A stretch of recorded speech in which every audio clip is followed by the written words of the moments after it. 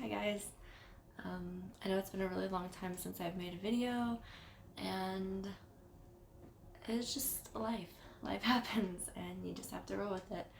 And I just wasn't in the mood to make a YouTube video, but I'm here today.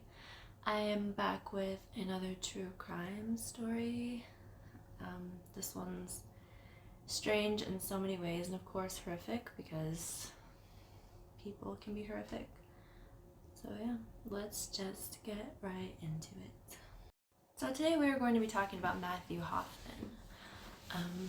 Not a lot is known about his early years, but he was born on November 1st, 1980, which would make him 30 years old at the time of this crime.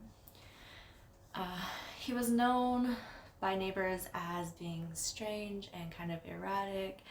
He would catch the squirrels in his garden, kill them, cook them, and eat them.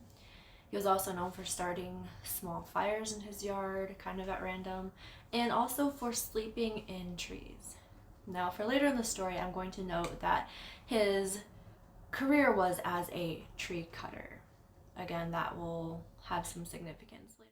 Matthew Hoffman was originally from Ohio, but at one point ended up in Colorado for a while, where he would break into, burglarize, and ultimately burn down a condominium in Steamboat Springs. He was arrested, charged, convicted, and served 6 out of 8 years in prison for this crime. Afterward, he made his way back to Mount Vernon, Ohio. His parents lived somewhere in that area, and so it's speculated that that's where he is originally from, but I've not found more than one article stating that he was from there. So I'm just going to say potentially.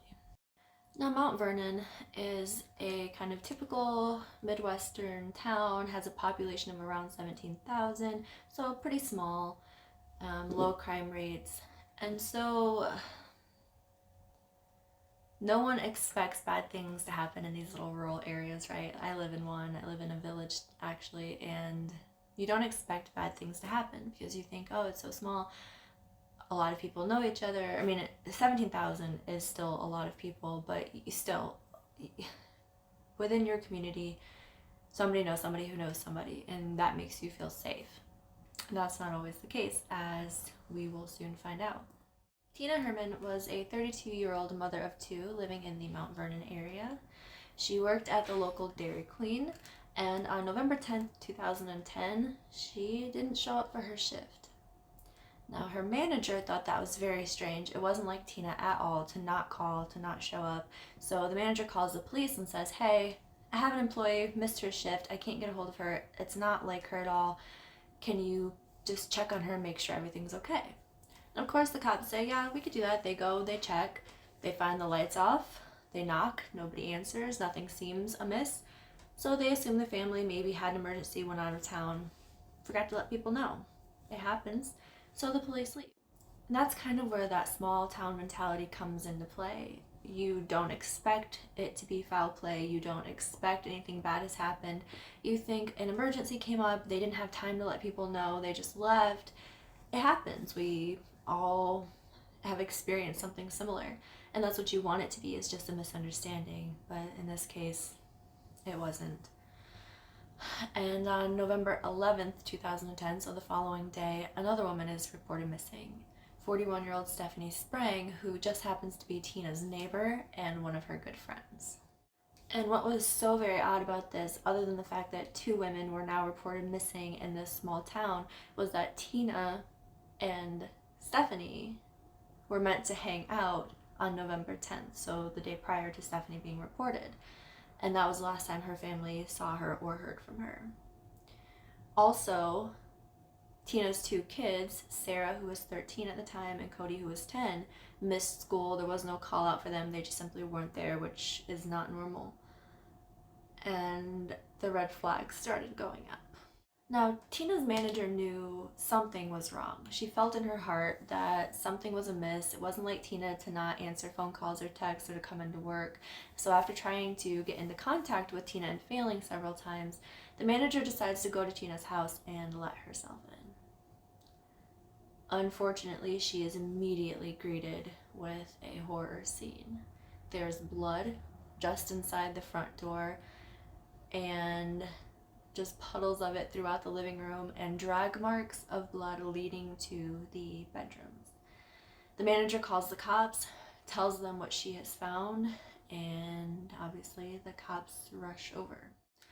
The cops come, they investigate the house, and they find blood everywhere throughout the living room, bedrooms, and the bathroom is an especially bloody scene. However, they find no bodies in the house or on the property. In their investigation, they found grocery bags on the kitchen floor, still full of groceries, and near them they find a receipt with a timestamp of 12 p.m. So they're able to conclude that Tina was attacked sometime after that, probably as soon as she entered the home and put the grocery bags down.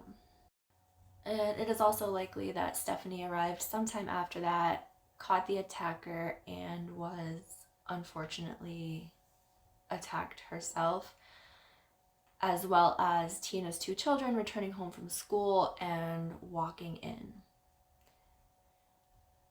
So all of this blood, no bodies. The police eventually make their way to the garage where they find more blood on the floor and Tina's truck is missing. They also find a Walmart bag with tarps inside, which they collect as evidence and begin the process of finding out where those tarps came from, just in case they're significant. The police issue a BOLO, or a be on the lookout for Tina's missing truck.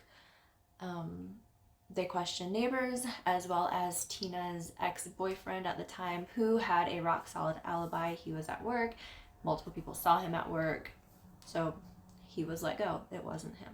Now, Tina's vehicle was found relatively quickly the next day or the day after that, and it was only 7 miles from her home on a back road in kind of the middle of nowhere. And what's really cool, in my opinion, is that using the tarps found in the garage and the Walmart bags, the police were actually able to track down which Walmart they came from, which was a local store, and they were able to request CCTV footage to find out who had purchased the item. I just think that's super cool to think that you can use not even a receipt. There was no receipt in that bag, just the items, and they were able to use that to find which store they came from. So they review the CCTV footage from inside the store. They see a man purchasing the tarps. He looks just like an average guy, nothing spectacular about him at all. And they also use the outside CCTV footage to follow the man to his vehicle to see what he drove. Now, the suspect drove a Toyota Yaris. Unfortunately, the CCTV footage was not clear enough for them to be able to see his license plate. However, they were able to input the type of car into their database, and they just questioned everyone who drove one within Knox County. And that eventually led them straight to Matthew Hoffman. This is where we're going to change pace a little bit. We're going to go back to the night of the attack, or actually the night before the attack, and talk about what happened. Matthew Hoffman admitted to camping in the woods overnight near the Herman house and watching for the family to leave.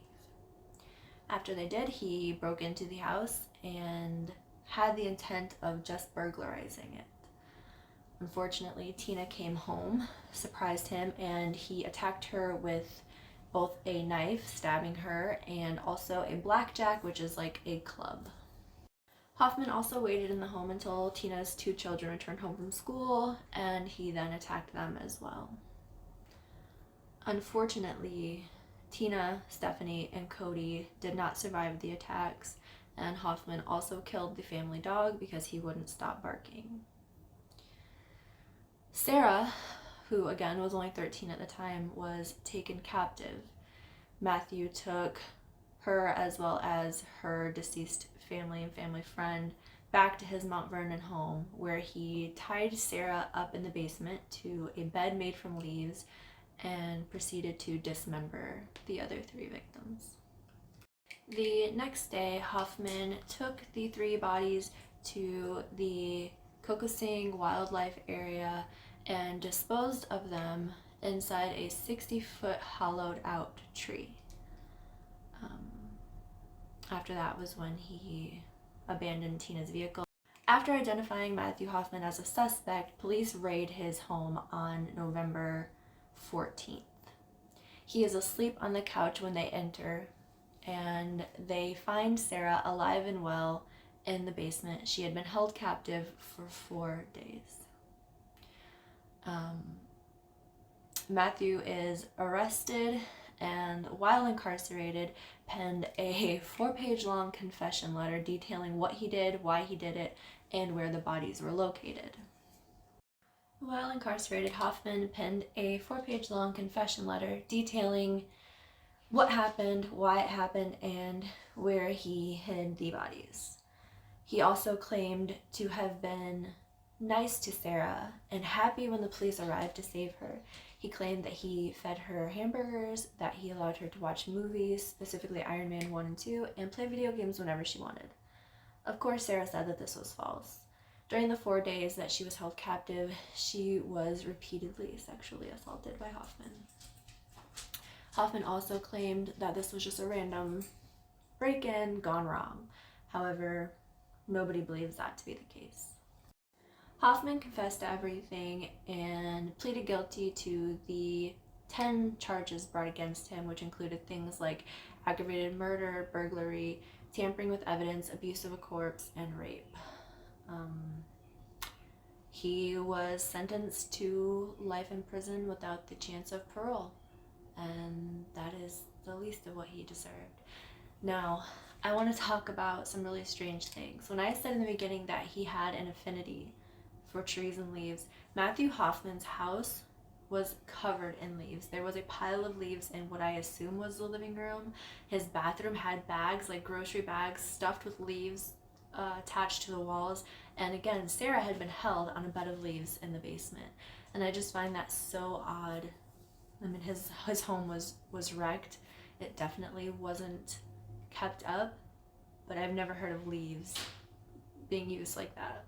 So my thoughts on this case are that it's super cool that the police were able to use a random item found in a Walmart bag to locate which store it came from and use that to request the CCTV footage, which ultimately is what led to Matthew Hoffman's capture.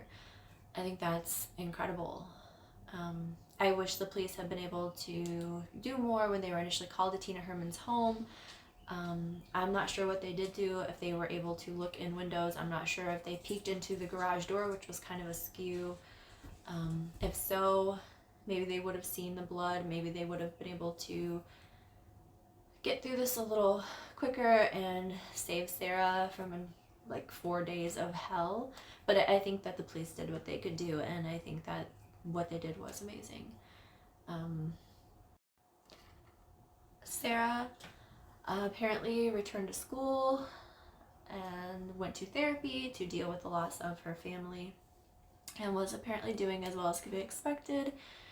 The letter from Matthew Hoffman requested that authorities protect the tree that he hid the bodies in, but of course it would have been a spectacle, so it was cut down and removed. Which, of course, why wouldn't you do that? You used it as a vessel for hiding human bodies. Why would they keep that there as a monument to you? So it was removed. And yeah, Matthew Hoffman is still in prison where he belongs, and I hope he rots. Alright, my little remote thingy is messing up, so I guess that means it's time for me to stop talking. I hope you're all doing well. I hope that it is nice where you live. I hope that you stay safe. Watch out for yourself and for the people you care about, because this world can be crazy and scary. I'll see you all again sometime. No promises. Bye.